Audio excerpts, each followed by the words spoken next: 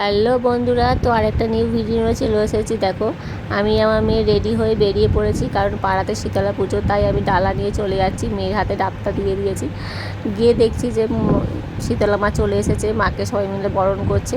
আর একদিকে ডালা নেওয়া হচ্ছে। আমি তাই ডালাগুলো তার হাতে দিয়ে আর কুপনটা তার কাছ থেকে নিয়ে নিলাম, কারণ প্রচুর ডালা পড়ে, তো ওই জন্য কুপন দিলে সুবিধা হয় ডালাগুলো ফেরত দেওয়ার জন্য।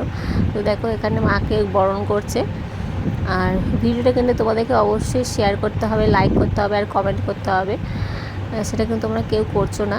আর যে যেখান থেকে দেখবে সেগুলো কিন্তু অবশ্যই ইউটিউব থেকে দেখলে চ্যানেলটা সাবস্ক্রাইব করো, ফেসবুক থেকে দেখলে ফলো করে দিও।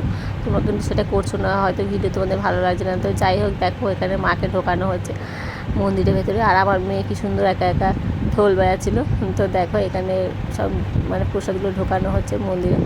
আর তারপরে সব কিছু কাজের পরে যারা যারা ডন্ডি কাটবে তারা গঙ্গায় চলে যাচ্ছে ডুব দিতে। গঙ্গা থেকে ডুব দিয়ে আসার পরে দেখো এখানে ডন্ডি কাটা শুরু হয়ে গেছে। আর দেখো সবাই কি সুন্দর ডন্ডি কাটছে। আর এখানে আমার বড় ডন্ডি কাটছে, কারণ ওর মানসিক দেওয়া ছিল। ওর কিছুদিন আগে হাম হয়েছিল, আমার মেয়েরও হয়েছিল। তো বর ইশারা করে বলছে যে মেয়ে কোথায়। মেয়ে তখন ঘরে চলে গেছিলো, ওই জন্য আর মেয়েকে ওর গায়ের মধ্যে শোয়ানো হয়নি। খুব ইচ্ছা ছিল। তো যাই হোক, ভিডিওটা কেমন লাগছে তোমরা কিন্তু অবশ্যই শেয়ার করো প্লিজ ফ্রেন্ড। তোমাদের শেয়ার, লাইক, কমেন্ট খুব দরকার।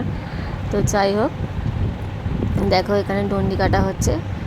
আর ডন্ডি কাটার পর সবাই পুজোতে বসে গেছে অঞ্জলি দেওয়ার জন্য। তো তারপর আমি বাড়িতে যাচ্ছিলাম, বাপের বাড়িতে আমার খুব দরকার ছিল পুজোর পরে।